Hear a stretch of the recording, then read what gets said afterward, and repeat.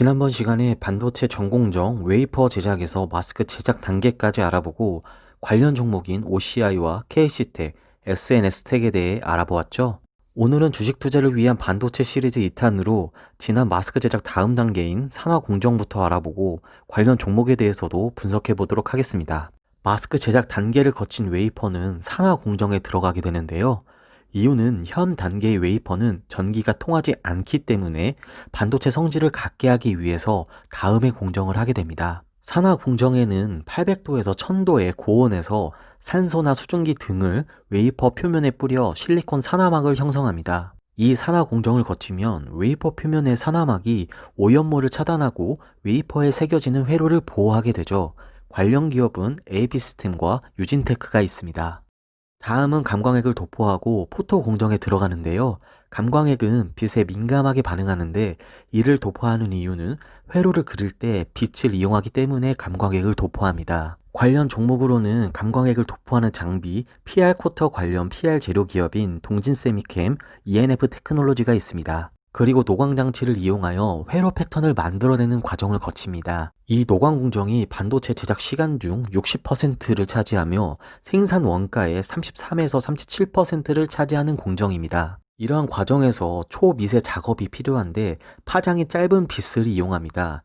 EUV 공정이 요새 주목받는 이유가 EUV가 파장이 극도로 짧기 때문이죠. 참고로 EUV 시장은 나스닥에 상장되어 있는 네덜란드 기업 ASML이 글로벌 선두업체이며 19년 기준 EUV 매출 비중이 32%이고 EUV 리소그래피 시장 점유율은 100%로 독점입니다. 최근 이재용 삼성전자 부회장이 네덜란드로 방문한 뉴스도 있었죠. 다음은 지금까지 알아본 공정과 언급한 종목에 대해 알아보도록 하겠습니다. 첫 번째 종목은 AP시스템입니다. AP시스템은 아몰레드 장비 제조, 반도체 장비 제조, LCD 장비 제조, 레이저 응용 장비 제조 사업 등을 영위하고 있으며 주요 고객사는 삼성전자와 삼성디스플레이가 있으며 특히 삼성전자의 8세대 이상 대형 패널 부분에 대량 공급하고 있습니다.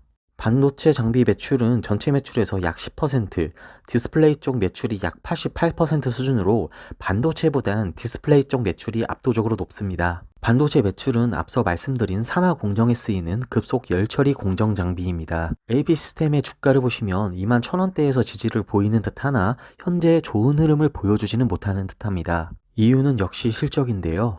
매출액이 17년부터 19년까지 3개년 연속으로 줄었고 가장 최근 실적 발표인 2분기 실적은 매출액 1285억, 영업이익 88억 원으로 전년 동기 대비 각각 11%, 18% 줄었습니다. 이유는 코로나19로 인해 삼성 디스플레이와 중국 패널 업체의 신규 투자가 제한적이어서 하반기 신규 수주 강도가 약해질 전망 때문인 듯합니다. AP시스템은 디스플레이 매출이 높아 앞으로 삼성 디스플레이 플렉시블 OLED 투자의 흐름이 주가의 흐름에 중요할 것으로 보입니다. 두 번째 종목은 유진테크입니다. 유진테크는 앞서 설명드린 산화 공정 중 산화막 증착 장비 관련 사업을 영위하고 있습니다. 유진테크의 주요 고객사는 SK하이닉스입니다. 따라서 SK하이닉스 이전도가 높고 디램 위주로 장비 매출이 높아 매출의 변동이 컸습니다. 실적을 높이기 위해선 매출과 고객의 다변화가 필요한데요. 향후 낸드에서도 기술 발전에 따라 더 세밀한 증착 기술을 요구하게 되었고 유진테크의 장비가 디램뿐만 아니라 낸드 쪽과 비메모리 부분에도 확대 가능성이 보입니다. 또한 전공정 장비 중 배치 타입 ALD 장비는 일본의 도쿄 일렉트론이 전 세계 독점하고 있어 삼성전자와 SK하이닉스에서 국산화 필요성이 높은 부분입니다. 이 장비에서 유진테크는 삼성전자와 퀄을 진행 중인데요. 여기서 퀄은 고객사에서 장비나 소재를 검증하는 것을 뜻합니다. 배치 타입 ALD의 퀄이 거의 확정적으로 보이며 올 하반기에 통과를 기대하고 있습니다.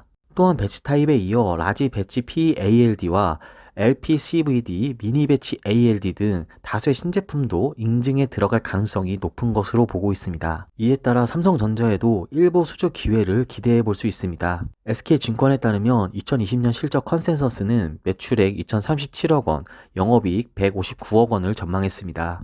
또한 21년 매출은 4천억 달성할 것으로 보았는데요. SK하이닉스 등 고객사들의 현재 진행되는 투자를 감안했을 때 4천억 원은 무난히 달성할 것이라고 전망했습니다. 세 번째 종목은 동진세미캠입니다. 동진세미캠은 앞서 설명드린 노광 공정에 사용되는 감광액 관련 전자재료 사업과 산업용 기초 소재인 발포제 사업을 주로 영위하고 있습니다. 이 감광액은 일본 수출 규제 품목 중 국내 기업들의 대의 의존도가 높았던 품목 중 하나인데요. 그동안 90% 수준을 일본으로부터 수입해서 사용하고 있었습니다. 이것이 동진세미캠이 많은 주목을 받은 이유죠. 사업 보고서에 따르면 19년 기준 반도체 관련 전자재료 매출 비중이 전체의 58% 정도 차지하고 있습니다. 이 반도체 관련 전자재료 매출에는 감광액뿐만 아니라 웹케미컬이라고 불리는 다음에 설명드릴 실각 공정에 쓰이는 공정 재료인데 이 중 신너 부분이 국내 점유율 1위입니다.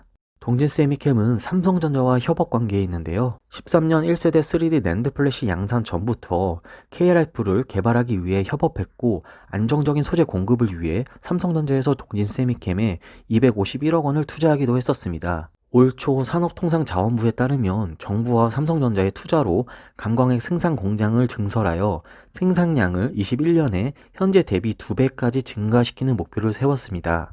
KRF의 수요도 지속 증가할 것으로 보이는데요. 삼성전자에서 2021년 더블 스태킹 방식을 도입하여 기존의 마스크 기판을 더 많이 사용하게 되기 때문입니다. 미래 성장성 측면에서의 리스크는 반도체의 미세화 공정의 흐름에 따라 KRF의 수요는 점점 ARFI 그리고 궁극적으로 EUV로 넘어가게 되는데 ARF까지는 기술 개발이 완료된 상황으로 알려져 있습니다. EUV는 아직 기술 보유에 대한 정보는 없으나 삼성전자에서도 대규모 투자를 진행 중이고 동진세미캠에서도 미래 성장을 위해서는 EUV 개발이 필수적으로 보입니다. 투자자분들께서는 이 부분도 같이 참고해 주시면 되겠습니다. 네 번째 종목은 ENF 테크놀로지입니다.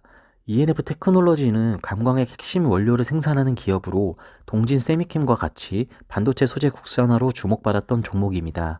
올해 1월 미국 법인 ENF USA 홀딩스의 유상증자에 참여하여 1,000만 달러를 투자하였고 현지 공장을 설립하는 중입니다.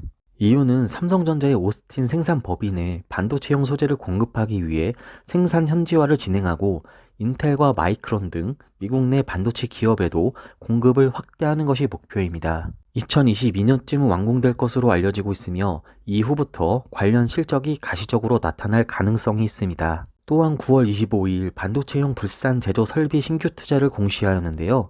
천안 제3공장을 통해 348억 원을 투자하기로 했습니다. 이번 신규 투자를 통해 산화막력 식가격의 불산계 원재료 국산화를 통해 일본 소재의 종속으로부터 벗어나 내재화에 다가갈 것으로 기대하고 있습니다. ENF 테크놀로지의 연간 실적 추이를 보시면 매출액과 영업이익, 순이익 모두 지속 오르고 있는 것을 보실 수 있습니다. 지금까지 반도체 전공정 중 산화공정부터 노광 포토공정까지 알아보고 관련 종목에 대해 간단히 분석해 보았습니다. 반도체 소재 국산화는 정부와 삼성전자와 같은 기업에서도 지속 추진하고 있는 과제이니 관심 있게 지켜보시면 좋겠습니다. 시청해주셔서 감사합니다.